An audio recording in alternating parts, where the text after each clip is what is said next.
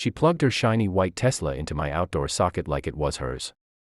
I walked out, staring at her hand holding the cord. She smirked and said, "This belongs to the HOA.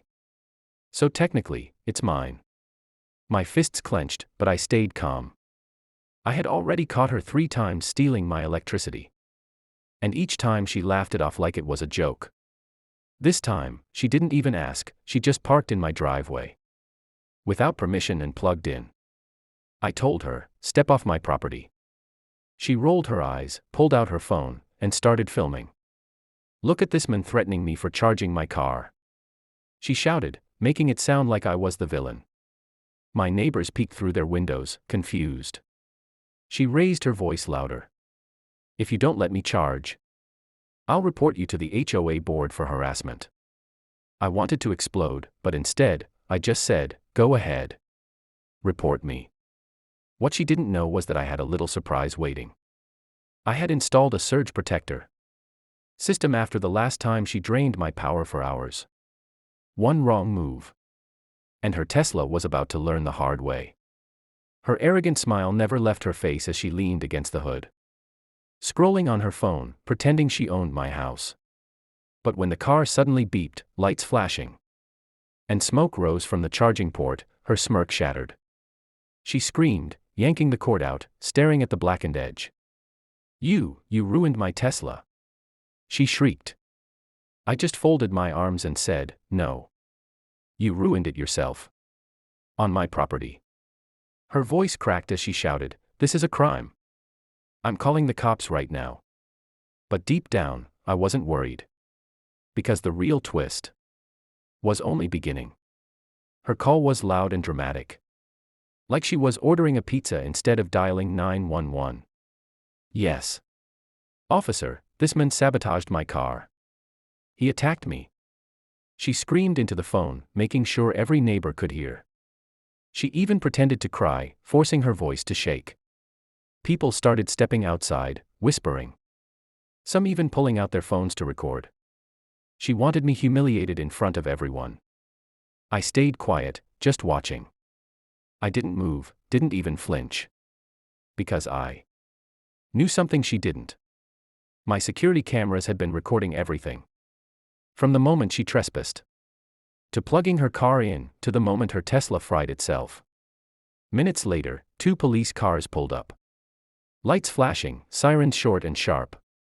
She ran toward them like a damsel in distress. "Arrest him.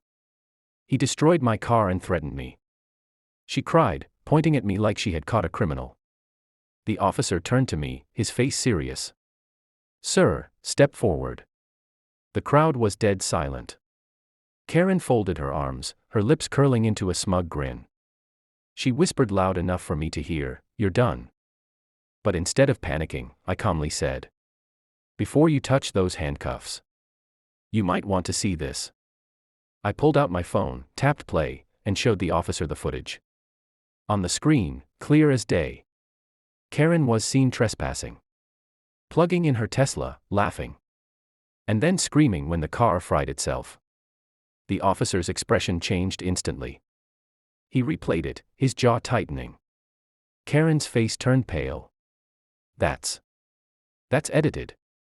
He faked that," she shouted, her voice shaking. But the officer didn't look at her. He just said, "Ma'am, don't move." Her smile vanished completely. And that's when I knew, her nightmare was just starting. Karen's hands flew up in the air as if she was the victim of some massive injustice. "You can't do this to me. I'm on the HOA board, I make the rules here," she shouted, her voice cracking with desperation. The crowd gasped, some neighbors muttering under their breath. The officer gave her a cold stare. "Ma'am, the law doesn't care about your HOA board." He turned to me, "Sir, do you want to press charges for trespassing and theft of utilities?"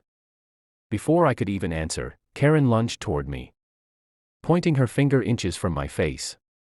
"He doesn't own this land. The HOA owns everything here." Her words hit the air like poison. But instead of breaking me, they fueled me. I could feel every neighbor watching, waiting to see if I would crumble under her lies. I took a slow breath and pulled a folded document from my back pocket. I always carried it, because deep down, I knew one day this moment would come. I held it up high enough for the officer and the neighbors to see. This, I said firmly, is the deed. My land. My house. Not the HOA's. Not hers. The officer inspected it, nodding. Karen's face twisted in rage, her eyes darting around like a trapped animal. She tried to snatch it, but the officer stepped between us. Enough. If you touch him again, that's assault. The neighbors murmured louder now. Some shaking their heads, others filming every second. Karen's fake authority was crumbling in real time.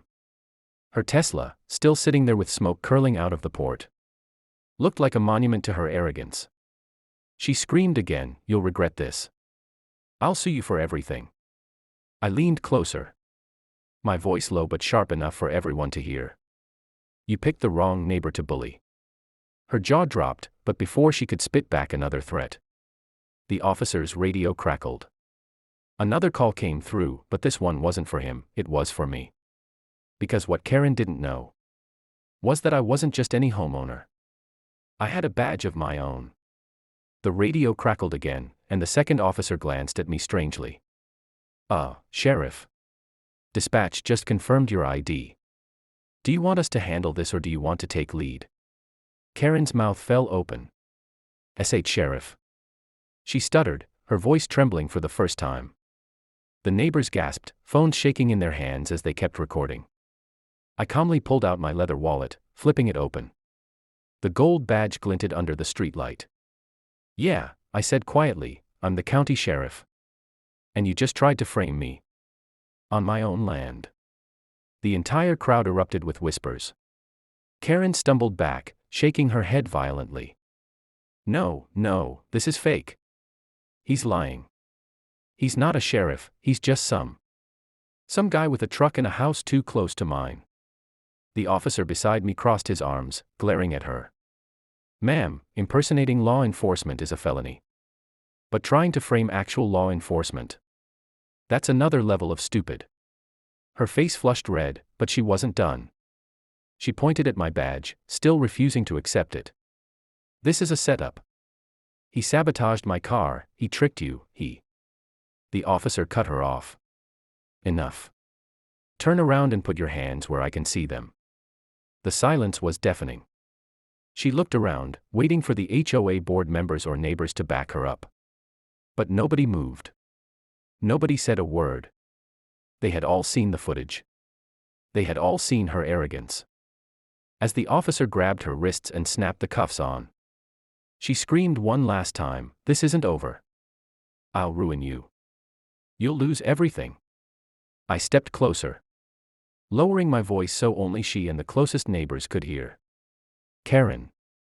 I fought for this country so people like you couldn't take what isn't theirs. You've already lost." Her eyes widened, her screams turned into broken sobs.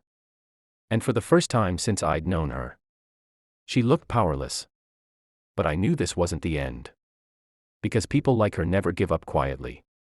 Karen's sobs echoed as the officers led her toward the squad car. The same woman who once strutted around the neighborhood, barking orders, now looked like a broken shadow of herself. Her Tesla sat dead in my driveway. The fried charging port still smoking, almost like a final insult to her arrogance. The neighbors didn't hide their reactions anymore. Some laughed under their breath, others whispered. And a few even clapped as the cuffs clicked shut. Phones stayed up, catching every angle. By tomorrow morning, the whole neighborhood, and maybe the whole internet, would see exactly who Karen really was. As they pushed her into the back seat, she tried one last time. "You'll regret this. The HOA will destroy you." She shrieked, but the door slammed shut, cutting her off mid-scream. I stood tall, folding my arms, watching her car pull away. For the first time in months, my land felt like mine again. No more fake notices on my door. No more threats. No more stolen power. Just peace. The officer beside me gave a small nod. "You handled that better than most. Respect." I didn't smile. I just looked out at the neighbors. Still recording, still whispering. And said the only line that mattered. I didn't fight for this country just to be told I can't use my own driveway. The words hung in the air. Strong. Final. And as the flashing lights faded down the street, the neighborhood finally knew justice wasn't just served. It was permanent. Sparkle's title, HOA Karen kept stealing power to charge her Tesla, so he installed a power surge fried her battery.